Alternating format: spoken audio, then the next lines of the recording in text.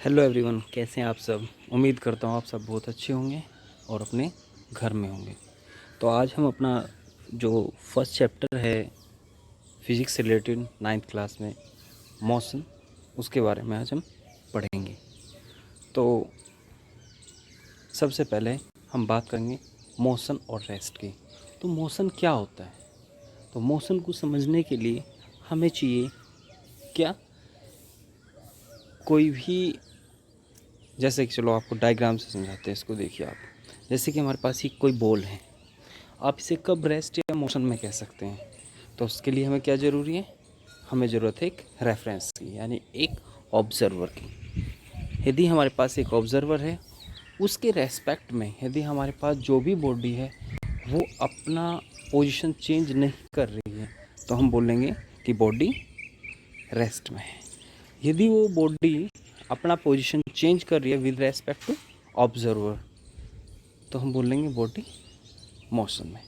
तो किसी भी बॉडी का रेस्ट में और मोशन में होना डिपेंड करें ऑब्जर्वर यानी और सराउंडिंग पे। तो बेसिकली यदि हम सराउंडिंग को ऑब्जर्वर या रेफरेंस पॉइंट मान लेते हैं या रेफरेंस फ्रेम मान लेते हैं, तो उसके रेस्पेक्ट में हम दिखा सकते हैं, या कोई भी हम ऑब्जर्वर को रेफरेंस पॉइंट मान के उसको डिफाइन कर सकते हैं। जैसे कि आप देखिए, एक आदमी है खड़ा हुआ है, उसके पास क्या है, यहाँ पे एक बॉल है और एक कार है। टाइम के साथ क्या बॉल या कार की पोजीशन चेंज हो रही है विद रेस्पेक्ट टू मैन? नहीं हो रही है। जब नहीं हो रही है तो हम बोल लेंगे कि बॉल भी कैसा है, रेस्ट में है, और कार भी कैसा है, रेस्ट में। ठीक है।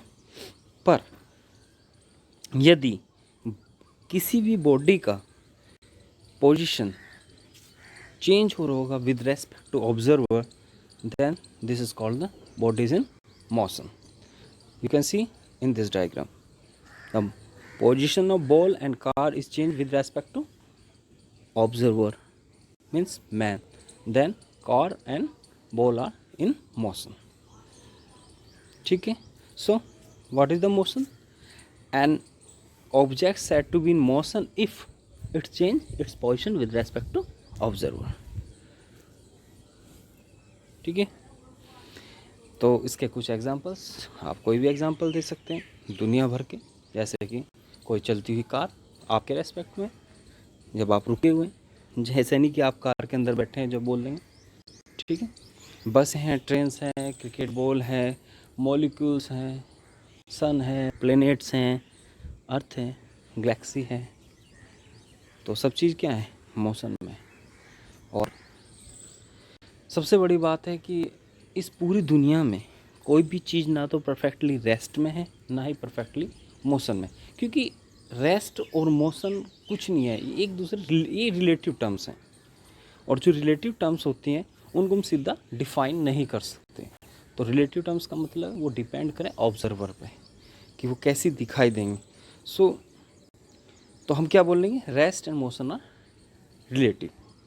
रिलेटिव का मतलब वो है कि कोई भी ऑब्जेक्ट यदि हमें रेस्ट में दिखाई दे रहा, तो ज़रूरी नहीं कि दूसरे ऑब्जर्वर को भी वो रेस्ट में दिखाई दे रहा हो।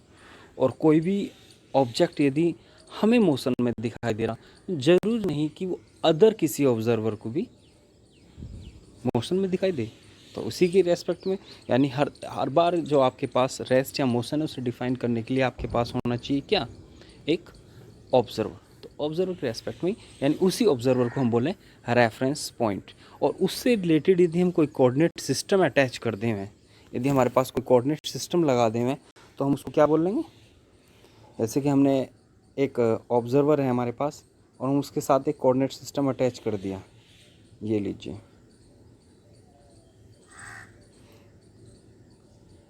एक्स, वाई और जेड, ये आपका कोई observer.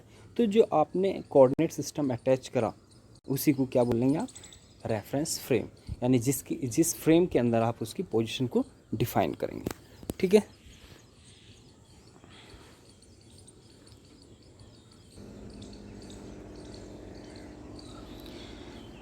So we try to understand motion, rest and are in relative terms with the help of diagram. Let we have an observer, a man, who is standing aside of a road. A car is on the road, then you can say if the position of car is not changed with respect to observer, then car in rest. If car change the position with respect to observer, then it is called in motion. But if a man sitting inside the car, then if an observer sitting inside the car, then the position of car not change with respect to observer, then car is called in rest with respect to observer who is seated inside the car. But a different observer who is standing outside the car see that the car is moving. So is a car is called for one person in rest and other person in motion. Okay तो कोई भी आपके पास यदि ऐसा कोई object है जिसकी एक के रेस्पेक्ट में तो पोजीशन लगातार चेंज हो, तो वो तो उसको क्या बोल रहा कि वो मोशन में है, जबकि अदर ऑब्जर्वर के रेस्पेक्ट में उसकी पोजीशन चेंज नहीं हो रही, तो वो क्या बोल रहा कि वो रेस्ट में है।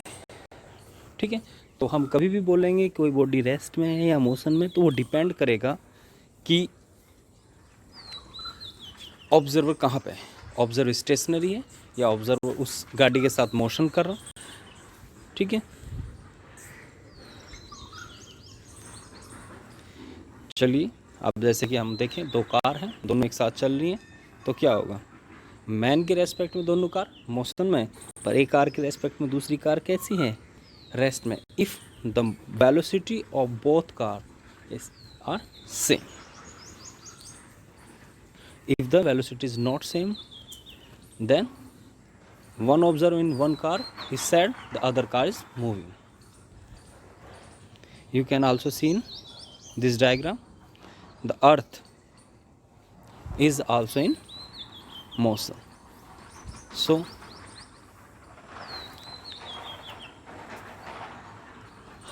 अगर हम देखें किसी भी ऑब्जर्वर को जो स्टेशनरी दिखाई दे रहा था, अब तक हमें एक स्टेशनरी ऑब्जर्वर था, बाहर खड़ा था, उसके रेस्पेक्ट में कार चल रही थी, पर यदि हम उसी ऑब्जर्वर को देखें आउटसाइड द अर्थ से बाहर जाके कहीं हम उसको देखेंगे तो अर्थ तो मोशन में है, और जो ऑब्जर्वर है वो कहाँ पे था पहले, या जो मैन था वो कहाँ था, अर्थ के ऊपर है। जब अर्थ मोशन में है तो उस पर खड़ा, और वो जो ऑब्जर्वर है वो भी क्या कर रहा, मोशन कर रहा।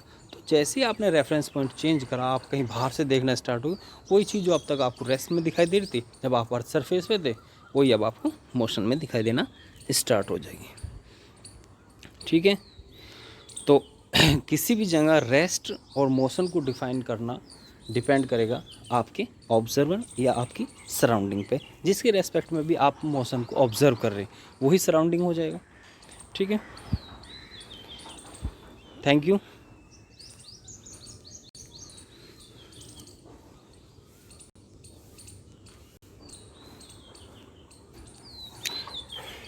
चलो अब हम कुछ एग्जाम्पल्स लेंगे।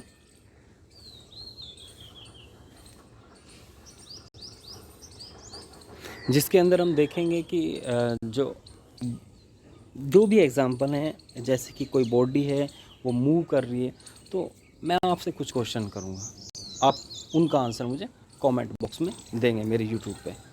ठीक है, जिससे कि मैं देख सकूँ कि आप कितना देख पाए उसके बारे में, समझ पाए उसके बारे में। जैसे कि हमारे पास कोई शिप है और वो शिप क्या कर रही, मोशन कर रही किसी भी सी के अंदर। ठीक है, तो आपसे कुछ क्वेश्चन हैं कि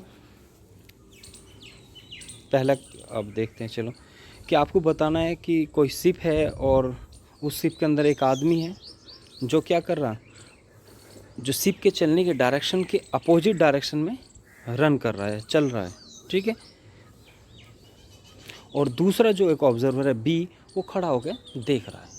ठीक है, तो अब आपको जो क्वेश्चन बताने हैं कि आप किस तरह इसमें रिलेटिव मोशन या रेस्ट को समझ पाए, तो उसके लिए है पहला कि man A with respect to man B, then man A with respect to ship, man B with respect to ship. यानी हर बार जिसके रेस्पेक्ट की बात कर रहे हैं हम, उसी को क्या मान लेंगे, हम ऑब्जर्वर मान लेंगे। तो जो ऑब्जर्वर होगा उसके रेस्पेक्ट में हम मोशन को डिफाइन करेंगे। जैसे कि चलो मैं आपको पहला क्वेश्चन बता दूं, A man with respect to man B. तो जो मैन ए है वो क्या कर रहा, शिप अपोजिट डायरेक्शन में रन कर रहा, तो उसको कैसे दिखाई देगा, क्योंकि वो तो स्टेशनरी है और वो स्टेशनरी है और वो उसके अपोजिट डायरेक्शन में रन कर रहा, और दोनों कहाँ पे हैं, एक ही प्लेटफॉर्म पे हैं, तो यानी उसको वो मोशन में दिखाई देगा। ठीक है। अगर मैन ए को देखा जाए विद रेस्पेक्ट टू शिप, तो अगर शिप पे की रेस्पेक्ट में देखेंगे तो शिप को पहले हम क्या मान लेंगे, रेस्ट में, और शिप के ऊपर मैन रन कर रहा, तो शिप के रेस्पेक्ट में यदि आप देखो तो उसकी पोजीशन कैसे होती जा रही, शिप सरफेस पे उसकी पोजीशन चेंज होती जा रही है। यदि कोई भी एक शिप ऑब्जर्वर लेंगे आप, तो वो कैसे दिखाई देगा, मोशन में दिखाई देगा। मैन बी की तो कोई पोजीशन चेंज नहीं हो रही, तो मैन बी कैसे दिखाई देगा, रेस्ट में दिखाई देगा। इसी तरह ship with respect to still water, यदि वाटर रुका हुआ है उसके अंदर शिप मोशन कर रही, तो आप देखेंगे वाटर के रेस्पेक्ट में पोजीशन हर बार किसी शिप की चेंज हो रही होगी, तो यहाँ पे शिप भी कैसा है, मोशन में। इसी टाइप से आपके पास बहुत सारे क्वेश्चन है, आप इन सबको एक बार देखेंगे और देखने के बाद डिफाइन करेंगे, समझेंगे और फिर मुझे कमेंट बॉक्स में बताएंगे। ठीक है। आगे है हमारा जो टॉपिक है वो ही है हमारा जो अभी तक आपको बताया गया कि रेफरेंस पॉइंट क्या है या ओरिजिन क्या है, यानी जिसके रेस्पेक्ट में हम मोशन को ऑब्जर्व कर रहे हैं उसी को हम क्या मानेंगे, रेफरेंस पॉइंट मानेंगे, या उसी को हम ओरिजिन मानेंगे। ठीक है। तो बहुत सी बार ऐसा हुआ कि हम कोई ऑब्जर्वेशन लेंगे, उसमें रेफरेंस पॉइंट को किसी अदर ओरिजिन के रेस्पेक्ट में पहले डिफाइन कर देता है। तो हर बार ऐसा होना ज़रूरी नहीं है कि जो हमारा रेफरेंस पॉइंट है वो ही हमारा ओरिजिन भी हो, वो डिपेंड करता है। अगर ओरिजिन रेफरेंस पॉइंट से अटैच कर दे तो थोड़ा आसान हो जाए, अगर उससे अटैच नहीं है तो सारी calculation with respect to origin दिखाई जाएंगी, पर ऑब्जर्व कहाँ से कर देंगे, ऑब्जर्विंग पॉइंट से। ठीक है।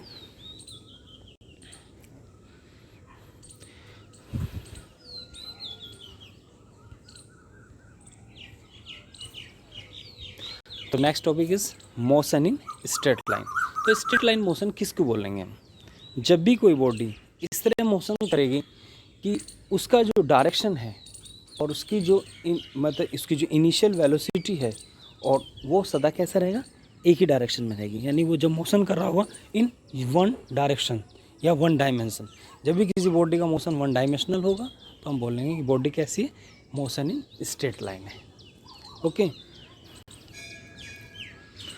तो किसी भी जगह यदि आप स्ट्रेट लाइन मोशन को डिफाइन करना चाह रहे तो उसके लिए भी आपको वही चीज़ चाहिए, जैसे कि आपको चाहिएगा एक ओरिजिन, फिर ओरिजिन चाहिएगा तो एक आपको डायरेक्शन भी चाहिएगा कि वो किस तरफ चल रहा है, ओरिजिन के रेस्पेक्ट में दाएं चल रहा, बाएं चल रहा, किस तरफ चल रहा, और साथ साथ में हमें चाहिएगा क्या, एक यूनिट, क्योंकि वो हो सके एक छोटी चींटी है तो उसकी जो हम डिस्टेंस वो ट्रेवल कर रही होगी उसको हम दिखा पाएंगे सेंटीमीटर्स में।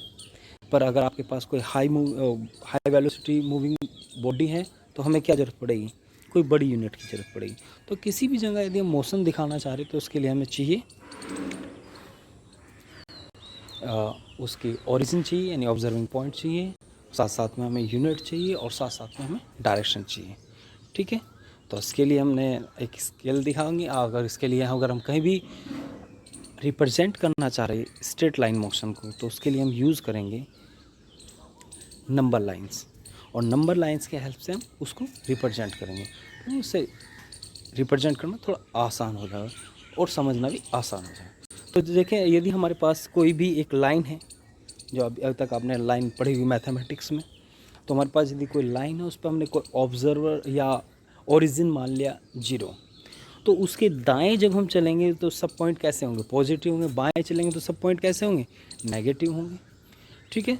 तो डायरेक्शन कैसे लेंगे हम, यदि हम दाएं चल रहे होंगे तो सारा डायरेक्शन हम पॉजिटिव लेंगे, बाएं चल रहे होंगे तो सारा डायरेक्शन नेगेटिव लेंगे, और यूनिट जो भी आपको पसंद आ वो यूनिट यूज कर सकें, वो होगा हमारे ऑब्जर्वेशन पे डिपेंड करेगी। जैसे कि ऑब्जर्वेशन में किलोमीटर्स यूज हो रहे तो हम किलोमीटर यूज करें, सेंटीमीटर यूज करें सेंटीमीटर, जैसा भी हम मोशन ऑब्जर्व कर रहे होंगे उसी के हिसाब से हम लाइन पे यूनिट यूज़ करेंगे। ठीक है।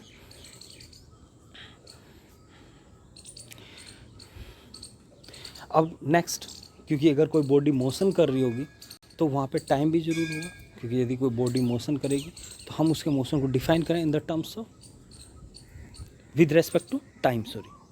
तो जब भी हम किसी बॉडी के मोशन को डिफाइन करें तो हम डिफाइन करें विद रेस्पेक्ट टू टाइम, कि टाइम के साथ उसकी पोजीशन कैसे चेंज हो रही, ठीक है। तो इसलिए हम टाइम को रिप्रेजेंट कर सकते हैं किस पे, एक नंबर लाइन पे। तो नंबर लाइन पे यूज़ करने के लिए बहुत से आदमी उसको एक ओरिजिन पॉइंट ले लें, उस पर भी एक दाएं तरफ पॉजिटिव टाइम ले लें, बाएं तरफ नेगेटिव टाइम ले लें, पर नॉर्मल ऑब्जर्वेशंस में हम टाइम को कभी नेगेटिव नहीं लेते। टाइम को मान के चलें सिर्फ वो पॉजिटिव ही हो सके, यानी टाइम लगातार बढ़ता रहे, कभी घटता नहीं है, ठीक है। पर फिर भी अगर कोई आदमी ओरिजिन कोई पॉइंट टाइम को लेता है तो उससे पहले के मोशन को डिफाइन करने के लिए पहले गाड़ी कहाँ थी, कहाँ से चली थी, तो अगर आपने अब ऑब्ज़र्व करना स्टार्ट करा गाड़ी पहले से आ रही थी, तो उस कंडीशंस के लिए हम उसके नेगेटिव टाइम्स को यूज़ कर लेते हैं। पर नॉर्मल कंडीशन में टाइम कभी भी नेगेटिव नहीं होता, ठीक है। तो इसी तरह हम टाइम को भी डिफाइन कर सकते हैं ऑन द नंबर लाइन। तो अगर हमें आगे कोई भी ऑब्जर्वेशन करनी तो उसके लिए हम एक सिंपल काम करेंगे कि एक ही ओरिजिन ले लेंगे, टाइम के लिए भी और पोजीशन के लिए भी, ठीक है। तो जब हम किसी भी पॉइंट की पोजीशन और टाइम के लिए एक ही पॉइंट लेंगे डिफाइन करने के लिए, एक ही ऑब्जर्विंग पॉइंट लेंगे, तो उससे कैलकुलेशन थोड़ी आसान हो जाएगी। पर ऐसा जरूरी नहीं आप एक ही लें, आप उनको डिफरेंट भी ले सकते हैं। डिफरेंट लेने से बस कैलकुलेशन थोड़ी टिपिकल हो जाए।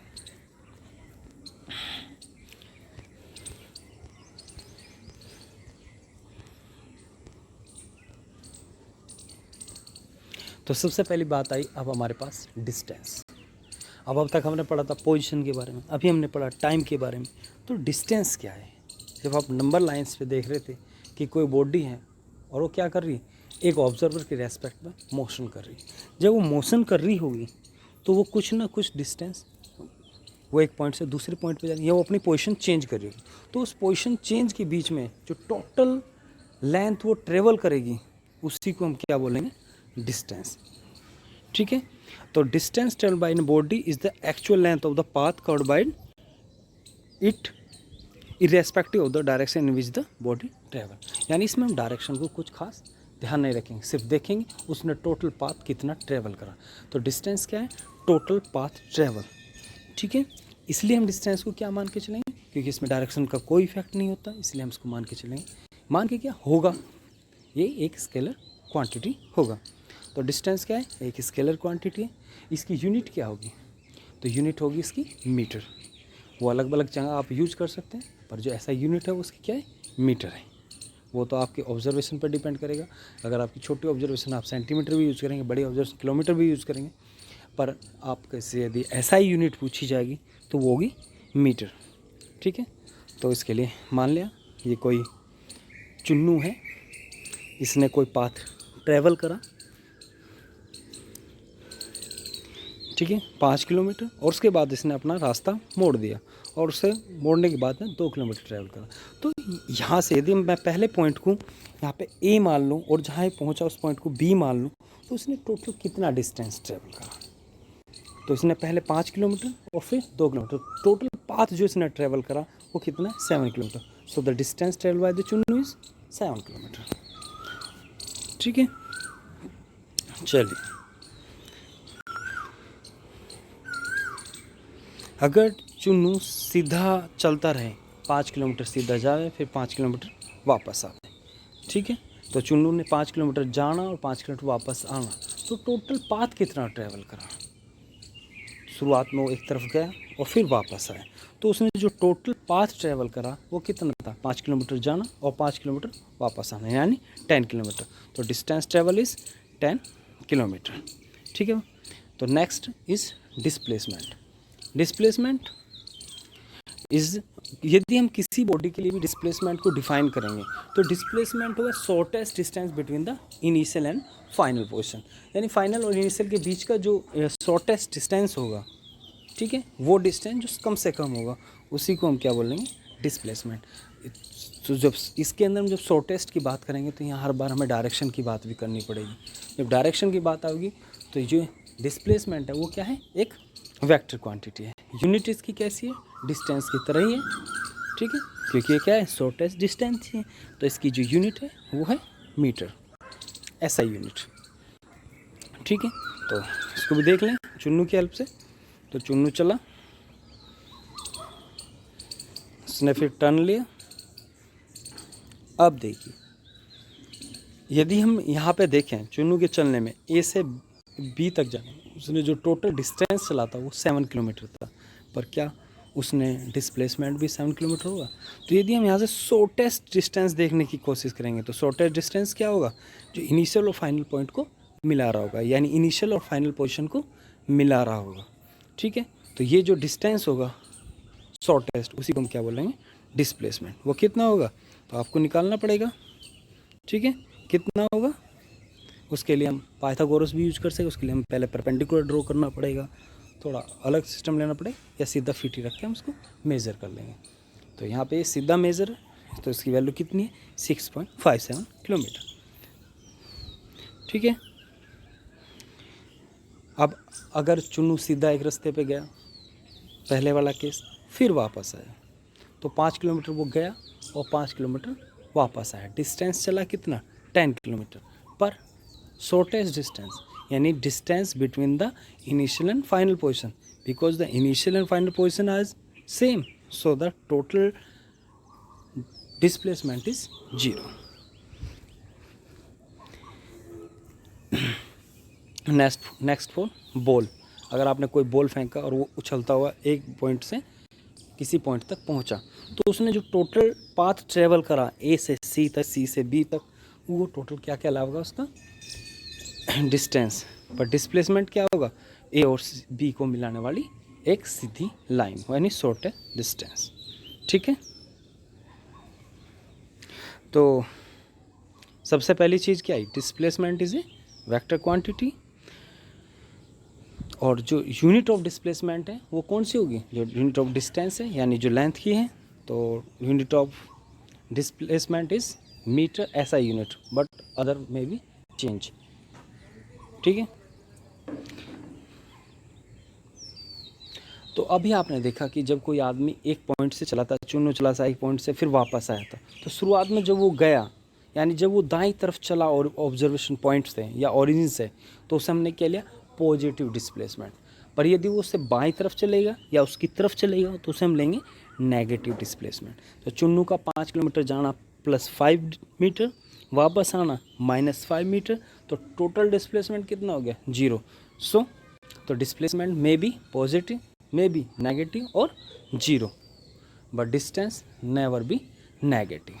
डिस्टेंस कभी भी नेगेटिव नहीं हो सकता, क्योंकि वो क्या होता है, टोटल पाथ।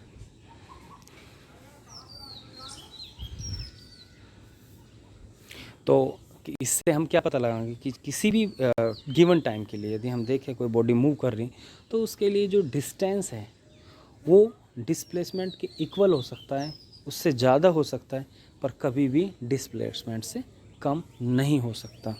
तो हमारा जो डिस्टेंस है वो कभी भी कम नहीं होगा डिस्प्लेसमेंट से।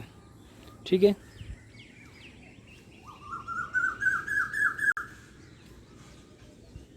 और जो डिस्प्लेसमेंट की बात है तो वो हमें क्या बताया, शॉर्टेस्ट पाथ की। वो कभी नहीं बताता कि वो किस पाथ को फॉलो करता हुआ वहाँ तक पहुँचा।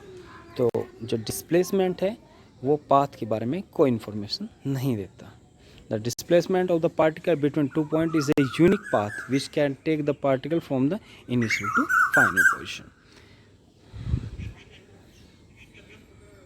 और सबसे बड़ी बात, यदि आपका डिस्टेंस है वो ऑब्जर्वर पे डिपेंड करे, पर डिस्प्लेसमेंट कभी भी ऑब्जर्वर पे डिपेंड नहीं करता। तो जो आपने डिस्प्लेसमेंट हुआ है वो क्या होगा, वो इनिशियल और फाइनल पोजीशन पर डिपेंड करेगा। पर जैसी डिस्टेंस होगा उसकी जो इनिशियल पोजीशन है और टोटल पाथ जो है वो डिपेंड करता है ओरिजिन पे। यदि ओरिजिन चेंज हो जाएगा तो डिस्टेंस भी चेंज होगा, पर डिस्प्लेसमेंट कभी भी अफेक्टेड नहीं होता ओरिजिन से, यानी पॉइंट ऑफ ऑब्जर्वेशन से। आप कहीं से भी खड़े होकर ऑब्जर्व कर लें, यदि कोई एक आदमी दिल्ली से आगरा गया और उसने एक दिल्ली और आगरा के बीच का जो डिस्प्लेसमेंट है वो चेंज नहीं होगा, यदि आप कोलकाता से भी उसको ऑब्जर्व कर रहे होंगे या सैटेलाइट से भी उसको ऑब्जर्व कर रहे होंगे। ठीक है, तो जब भी हम आगे ग्राफ यूज़ करेंगे किसी मोशन को रिप्रेजेंट करने के लिए, वन डायमेंशनल मोशन को रिप्रेजेंट करने के लिए, ठीक है, जब कोई वन डायमेंशनल मोशन होगा तो हम देखेंगे कि कैसे डिस्टेंस ट्रेवल हो रहा विद रेस्पेक्ट टू टाइम, कैसे पोजीशन चेंज हो रहा विद रेस्पेक्ट टू टाइम, यानी डिस्प्लेसमेंट के लिए, उसको जब हम एक एक्सिस की हेल्प से, एक्स वाई एक्सिस की हेल्प से रिप्रेजेंट करेंगे तो वो होगा हमारा टाइम डिस्प्लेसमेंट या टाइम डिस्टेंस कर्व। तो आगे हम टाइम डिस्टेंस कर्व भी यूज करेंगे, तो उसके लिए कुछ एग्जांपल हैं, चलिए।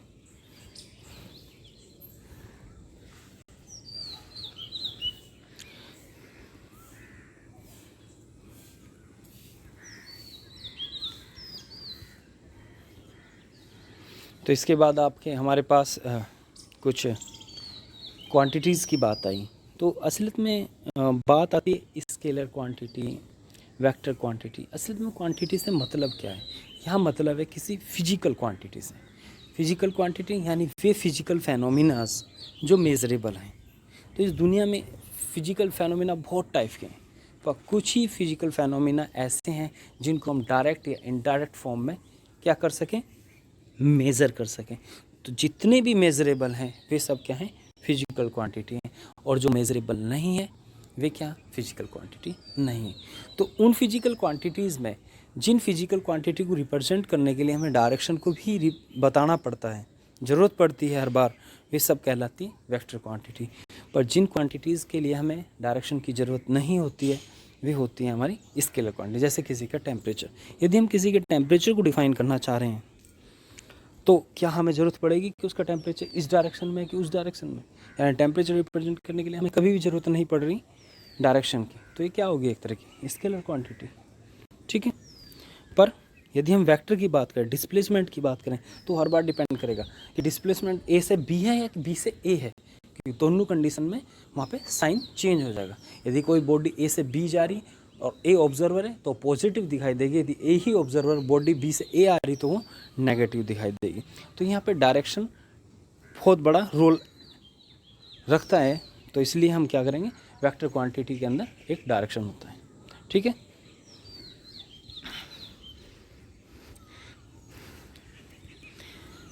चलो थैंक यू, कल से हम स्टार्ट करेंगे स्पीड।